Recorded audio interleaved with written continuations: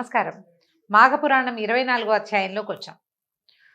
ఇంద్రాది దేవతలు పారిజాత పుష్పాల మీద ఆశతోటి వచ్చి సత్యజిత్తు యొక్క పారిజాత వనమందు మహిమ కోల్పోయి పడిపోయారు.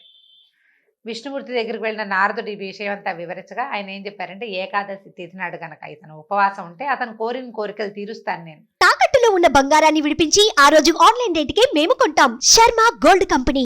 వీళ్ళ కోసమే, దేవతల కోసమే అతను ప్రార్థిస్తున్నాడని విష్ణుమూర్తి నారదుడికి తెలియజేశారు. తర్వాత ఏం జరిగిందో చూద్దాం. ఈ సత్యజిత్తు ఏకాదశి యందు భార్యతో పాటు ఉపవాసం ఉన్నాడు. భగవంతుని శ్రీహరిని గంధపుష్పాదులతోటి అర్చించాడు. దేవతల హితాన్ని కోరి శ్రీమన్నారాయణ్ణి నిరంతరంగా జపిస్తూ అష్టాక్షరీ మంత్రం జపం చేసుకుంటూ జాగరణం చేశాడట. ఏకాదశి నాటి రాత్రి మొదటి జామునందే శ్రీహరి సత్యజిత్తుకు ప్రత్యక్షమయ్యారు. సత్రాజిత్తు పేరులాగా అనిపిస్తోందండి, అందుకని పొరపాటున ఎంతసేపు ఆ పేరు వస్తుంది. సత్యజిత్తు ఈయన పేరు. నీలమేఘం వలె నల్లని ఛాయ, నల్లని ముంగురులతో పద్మనేత్రాలతో ప్రకాశించు తిలకంతో విచిత్రమైన మకర కుండలాలు ధరించి వాటి కుండలాల కాంతితో చెక్కిళ్ళు ప్రకాశిస్తూ ఉండగా ఉన్నటువంటి సూర్యకాంతిని మించిన కిరీట కాంతితోటి హారకేయూరాది విభూషణములతో పచ్చని పట్టుబట్టను కట్టి మనోహరమైన జగన్మోహనమైనటువంటి రూపంతో గరుక్మంతుని ఎక్కి భగవంతుడు వచ్చెను అని చెప్తున్నారు.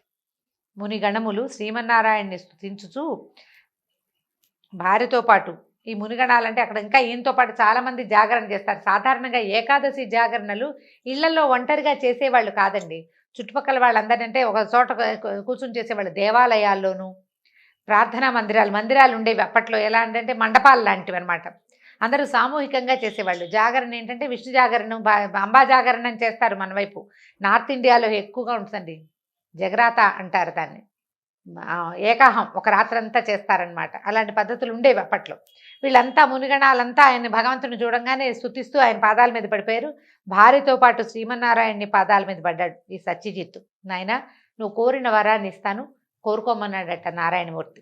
అప్పుడు సత్యజిత్ ఏమన్నాడంటే, దేవా, ఇంద్రాదులకి పూర్వం వలె సంచరించే శక్తి నీవు, వాళ్ళ మీద దయుంచు, తర్వాత నాకు నా భార్యకి నీ సాన్నిధ్యాన్ని అనుగ్రహించిన ఆయన చాలు అన్నాడు.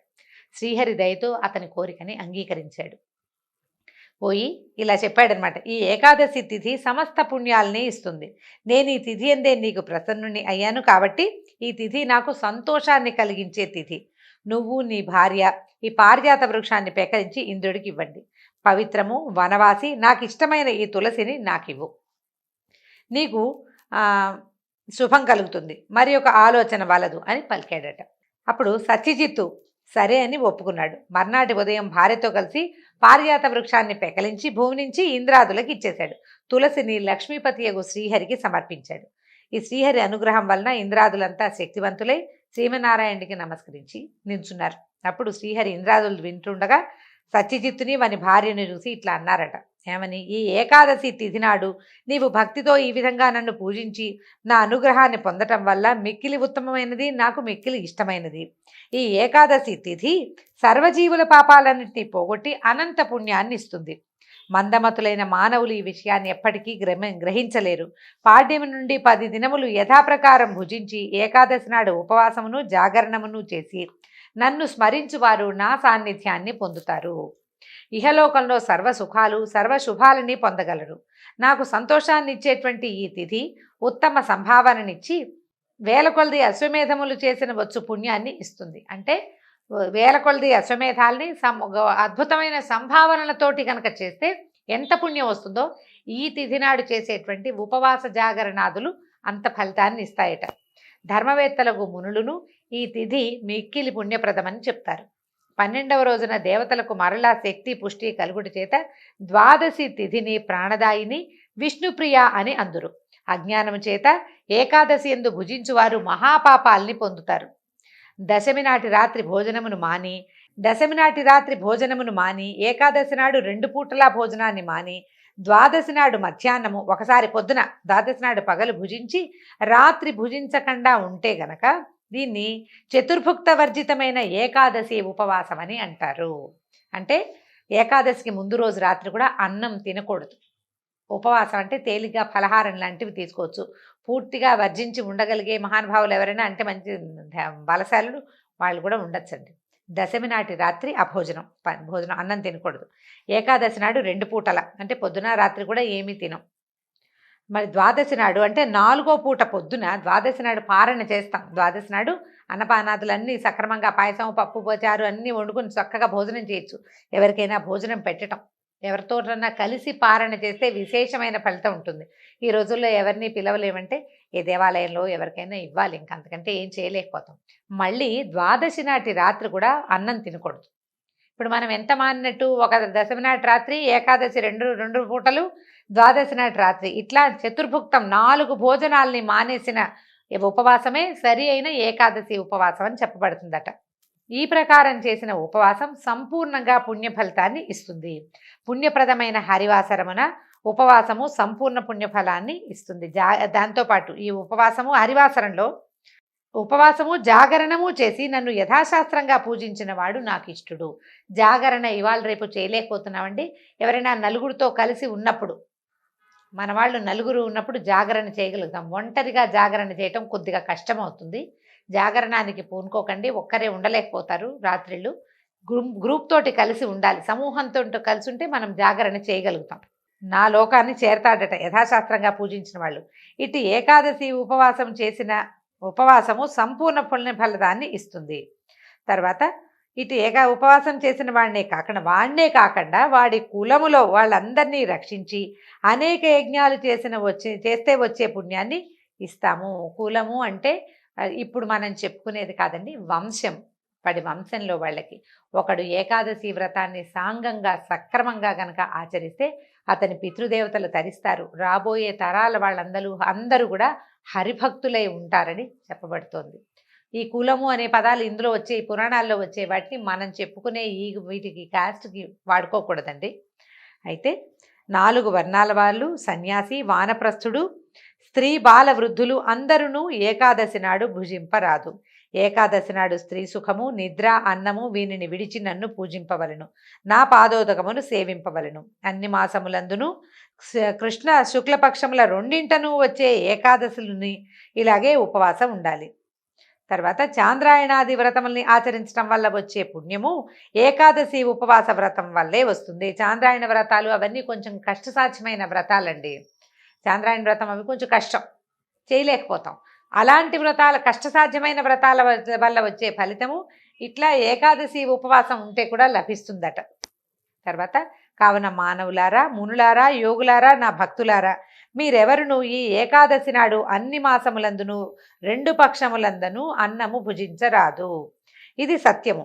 ఇట్లు ఉపవాసము చేసిన వాడు నా లోకమును చేరి నన్ను పొందును. ఇది తథ్యము అని ఉచ్చేసవంతో పెద్ద కంఠంతో బిగ్గరగా పలికాడట. ఆ తర్వాత ఏం చెప్తున్నారు? కృష్ణవద మహర్షి జనుమునికి చెప్తున్నారనమాట. శ్రీమన్నారాయణుడు ఏకాదశి వ్రత విధానమును మహాత్మ్యమును వివరించి ఇంద్రాదులతో ఇట్లా, నేను మీరు ఈ పారిజాత దివ్య వృక్షాన్ని తీసుకుని మీ నివాసమైన స్వర్గానికి వెళ్ళండి అన్నాడు. ఇంద్రాదులు శ్రీహరి చెప్పినట్టుగా ఈ వృక్షాన్ని తీసుకుని స్వర్గానికి వెళ్ళిపోయారు. వాళ్ళందరూ వెళ్ళిన తర్వాత తులసి శ్రీమన్నారాయణుడితోటి ఇట్లా అందిట, స్వామి, నీ పాదపద్మముల యందు ఆసక్తి గల నన్ను దయచూడుము. నాకు నీవు తప్ప మరి ఒక గతి లేదు. నేను నీ పాద సాన్నిధ్యాన్నే కోరుకుంటాను అని పలికిన తులసి మాటలను విని శ్రీహరి, భూమి యందు అమృతము వలన పుట్టిన తులసి, నీవు నాకు ఇష్టురాలవు. నా వద్దకు రమ్ము, నిన్ను నేను హృదయమున ధరింతును. సందేహము వలదు. నీవు పవిత్రురాలవు, పవిత్రతను కలిగించుదానవు. పాపనాశినైన తులసి, దళములతో కలిగి ఉన్న నిన్ను చూచిన వారు గంగా స్నానము చేసిన వారు వలె పవిత్రులగుదురు. నీ దళములతో నన్ను పూజించువారు పునర్జన్మని పొందరు. అంటే జన్మరాహిత్యం వస్తుందన్నమాట. తులసి దళాలతో విష్ణువార్చన చేసిన వాళ్ళకి పునర్జన్మ ఉండదు. మనం దేవాలయాలకు వెళ్ళేటప్పుడు మన ఇంట్లో సాంగంగా అర్చన చేయలేమనుకుంటే వెంకటేశ్వర స్వామి గుడికి వెళ్ళేటప్పుడు మన ఇంట్లో ఎంచి పూజ చేసుకునే తులసి కాకుండా విడిగా కూడా తులసి కుండీలు పెట్టుకుంటాం కదా, తులసి మొక్కలు అవే పడేస్తాయి. మనం ప్రత్యేకంగా పెట్టక్కర్లా, పోషిస్తే చాలు. వాటి నుంచి 4 తులసి దళాలు తీసుకెళ్ళి వెంకటేశ్వర స్వామి దేవాలయము, నరసింహస్వామి దేవాలయము, రామాలయము, వేణుగోపాల స్వామి దేవాలయము, ఎక్కడో ఒక చోట విష్ణువాలయంలో గనక తులసిని సమర్పిస్తే, ఇప్పుడు మనం బయట ఇంత పెద్ద పెద్ద దండలు ఉంటామండి, అంత చెట్లుగా ఉంటాయి, కొనగలము, కొనలేకపోతాము. వాకిట్లో ఉండే తులసి 4 దళాలు, శ్రద్ధ భక్తి ఆ 2 కావాలి. గుళ్ళోకి వెళ్తున్నాము, కోసుకెళ్ళాలి. 4 దళాలు తీసుకుని పట్టుకుని గనక వెళ్తే దేవాలయంలో అర్చన చేస్తారా, అయ్యవారు ఈ తులసి దళాలతో అర్చన చేయండి అని ఆ దళాలు సమర్పిస్తే స్వామికి ఎంతో ఇష్టం. అందులో మన శ్రద్ధ తెలుస్తుంది. అట్లా ఆలోచించి చేసుకోవచ్చు. దండలుగా కట్టి వేయించాలని భావించకండి అని లేవనుకోవద్దు. 4 దళాలు స్వామివారు ఒక్క తులసి దళం బరువుతోటి తూగేవాడు. ఆయనకు ఒక్క దళం కూడా చాలు. మనం ఇంట్లో కూడా అవకాశం ఉంటే తులసి దళంతో ఒక పూజ చేసుకోవటం, విష్ణువు ప్రతిమ కానీ ఒక ఫోటో కానీ ఉంటే ఒక తులసి పెట్టుకుని స్వామికి దండం పెట్టుకోవటం. దేవాలయానికి వెళ్ళినప్పుడు సాలంకృతమైన రూపం ఉంటుంది. ప్రతిష్ట కలిగిన చోట చక్కటి మంత్రంతో సాంగంగా పూజ జరుగుతుంది. అలాంటి చోట ఇస్తే ఇంకా విశేషమైన ఫలితం లభిస్తుంది అన్నమాట. అయితే ఏం చెప్తున్నారు, అమృతం నుంచి పుట్టింది కాబట్టి ఈ తులసి దళాల్ని మాలగా చేసి నా కంఠంలో సమర్పించిన వారు అంతులేనంత కాలము నా లోకమున ఉండి నాలో ఐక్యమవుతారు. మనం దండలు సమర్పిస్తే ఇంకా అమోఘంగా ఉంటుందట. నిన్ను తమ ఇండ్ల ఎందు కానీ తోటల ఎందు కానీ పెంచువారికి ఏ పాపాలు అంటవు. ప్రాతకాలమున నిద్రలేవగానే నిన్ను చూసి నమస్కరించిన వాడు ఆ దినమున ఆ రోజున సర్వ సుఖాలని పొందుతాడు. చిన్న శ్లోకం చెప్తున్నారండి. తులసి శ్లోకం అందరికీ తెలిసే ఉంటుంది, చెప్దాం. యన్మూలే సర్వతీర్థాని యన్మధ్యే సర్వదేవతా యదగ్రే సర్వవేదాశ్చ తులసీత్వాం నమామ్యహం. ఈ శ్లోకం చెప్పుకుంటూ తులసికి కాసిన నీళ్ళు పోసి దండం పెట్టుకోవచ్చండి. అది చాలా మంచిది, విశేషమైనది. చిన్న శ్లోకమే, కొద్దిగా 2-3 సార్లు వింటే మీకు వచ్చేస్తుంది. ఈ శ్లోకాన్ని చదివి నమస్కరించాలి. తులసి దళాలతో నీటిని తమ శరీరంపై చల్లుకునేవాడు అపవిత్రుడైనను పవిత్రుడగును. నీ కుదురు మొదటిలో అంటే చెట్టు యొక్క మొదట్లో ఉన్న మట్టిని తిలకంగా నుదుటి మీద ధరిస్తే సర్వ సుఖాల్ని పొందుతాడు. యక్షరాక్షస పిశాచాదుల వల్ల వాటికి ఏ బాధ ఉండదు. తర్వాత అమృత సంభవ అయినటువంటి అమృతం నుంచి పుట్టిందట తులసి అదే కదా మనం చెప్పుకున్నాం. నిన్ను లక్ష్మితో సమానంగా భావిస్తానని చెప్తున్నాడు విష్ణుమూర్తి. నువ్వు లక్ష్మి ఎంత ప్రత్యేకమైనదో నాకు హృదయస్థగా ఉంటుంది, హృదయంలోనే ఉంటుంది, నిత్యానపాయిని లక్ష్మీదేవి. అలాగే నిన్ను కూడా అదే విధంగా భావిస్తానని విష్ణుమూర్తి తులసికి చెప్పాడట. ఇన్ని వరాలు ఇచ్చాడు తులసికి. ఇచ్చేసరికల్లా తులసి దళాలను, కాండాలను, శాఖలను అన్నిటినీ శుభప్రదములైన తన మృదువైన చేతులతోటి తాకాడు, ముట్టుకున్నాడట చెట్టుని, తులసి చెట్టుని విష్ణుమూర్తి. ముట్టుకునేసరికల్లా చక్రధారి స్పర్శ వల్ల తులసి మరింత కాంతిని, పవిత్రతని పొందింది. అప్పుడు ఆ తులసి మనోహరమైన పవిత్రమైన స్త్రీ రూపాన్ని పొంది శ్రీహరి అంశని పొందింది. మాయావి జగదీశ్వరుడు అంటే మాయావి జగదీశ్వరుడు అయిన శ్రీహరి లోక సంరక్షణార్థమై తులసిని నియమించను. శ్రీహరి ఎడమ చేత్తో తాకబడిన భాగము కృష్ణవర్ణమై కృష్ణ తులసి అని పేరు పొందెను. ఆ వైపున ఉన్న ఇతర వృక్షములను తులసి సాన్నిధ్యములచే పరమ పవిత్రములయ్యను. తులసి ఉన్న ప్రదేశము పాపములను పోగొట్టును. అప్పుడు శ్రీహరి సత్యజిత్తును చూసి, నీవు నాకు పూజ చేసి బ్రాహ్మణ సమారాధన చేసి నువ్వు నీ భార్య భుజించండి నాయన అంటే 11 రోజుల నుంచి ఉపవాసం ఉన్నాడు కదా సత్యజిత్తు, అతని భార్య దేవతల కోసం భోజనం చేయమన్నారు.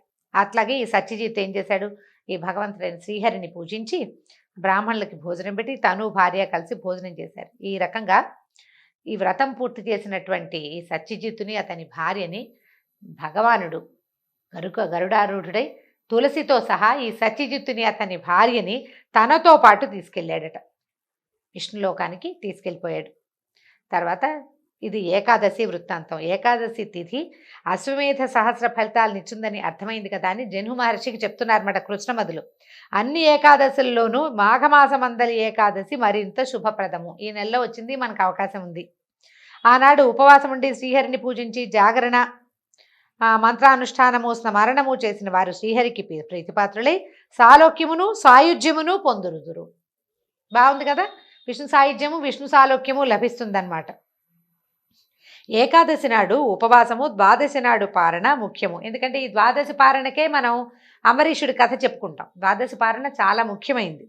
ఆనాడు బ్రాహ్మణులకు భోజనం పెట్టి యథాశక్తిగా గోదానము, భూదానము, వస్త్రదానము, సువర్ణదానము, సాలగ్రామ శీలాదానము మొదలగున్నవి ఉత్తముడైన బ్రాహ్మణులకు కానీ బహువిధంగా హితోహితంగా ఇవ్వగలిగితే మరీ మంచిది.